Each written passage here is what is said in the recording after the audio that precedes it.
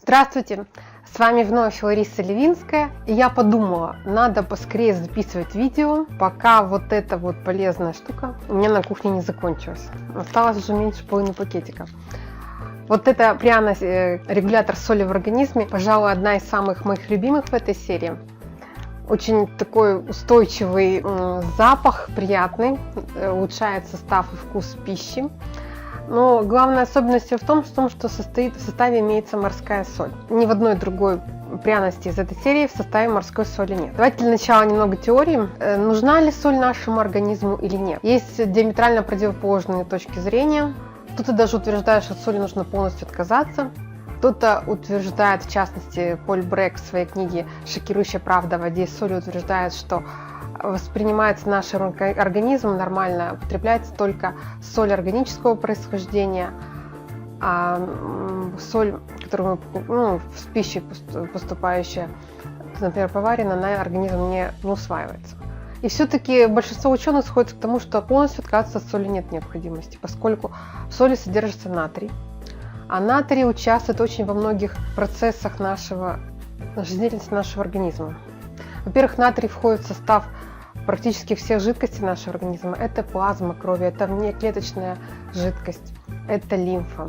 Без натрия невозможны такие процессы, как кислотно-щелочной баланс, регуляция водного баланса в организме, передача нейронных сигналов от нашего головного мозга по телу.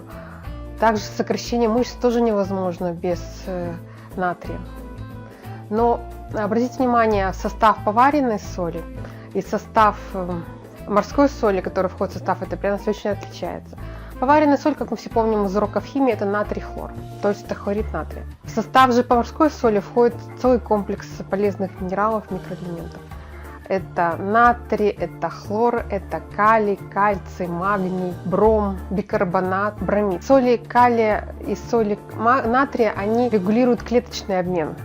Содержится в большинстве своем внутри клетки содержатся соли калия, а за пределами клеток в внеклеточном пространстве находятся соли натрия. И получается, что действует как бы насос. Одновременно соли калия они притягивают в клетку питательные вещества, поступающие извне, а соли натрия, они, наоборот, выводят все токсины, все избыточные продукты жизнедеятельности наших клеток. И если нарушается этот баланс, если мы потребляем чрезмерное количество соленой пищи, если у нас неправильное питание, если малоподвижный образ жизни, стрессы, то таким образом увеличивается содержание натрия в межклеточном пространстве. Получается, идет усиленный отток питательных веществ из клеток. Это не есть хорошо для нашего организма. Точно так же нехорошо, когда недостаток солей калия возникает в организме, то есть получается недостаток питательных веществ попадает в клетку. Ну, я не буду вас углублять подробно в теорию. Думаю, вы понимаете, что потреблять соль нужно это делать в разумных количествах. Если вам сложно сразу отказаться от соли, можно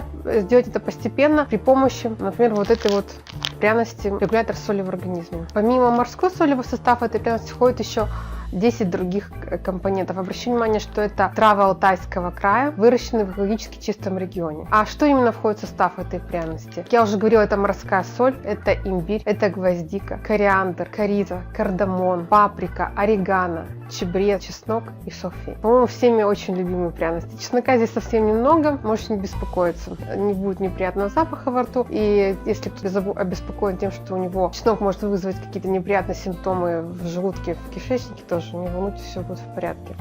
Подобраны идеальные компоненты в составе этой пряности. Что советую? Используйте эту пряность, либо добавляйте уже в готовую пищу, в салаты, в каши, в мясные блюда. Либо, если варите суп, бульон, то в конце приготовления за 2-3 минуты до окончания готовности, либо уже непосредственно, когда вы выключаете подачу газа.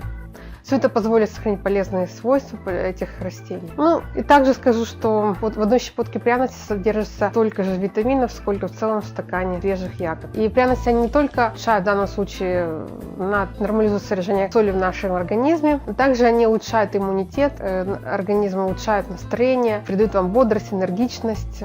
глаза блестят после применения пряности. Скажу, что вот именно этой пряности у меня 2 пакетика. Один пакетик дома на кухне добавляю в пищу, а второй пакетик держу у мамы. Все потому, что мама очень большая любительница пресной пищи, а я без специй себе не представляю свою жизнь, поэтому если мама решит меня чем-то угостить, я достаю этот пакетик, который находится на ее кухне, и привожу вкус пищи к тому состоянию, к которому я привыкла. Причем с пользой для организма. Я надеюсь, что эту пряность вы запомните, будете использовать в своем быту, в своем пищевом рационе. Ставьте лайк, подписывайтесь на канал, и вы всегда будете в курсе ответов на самые различные вопросы по теме красоты и здоровья. С вами была Лариса Левинская. Скорой встречи!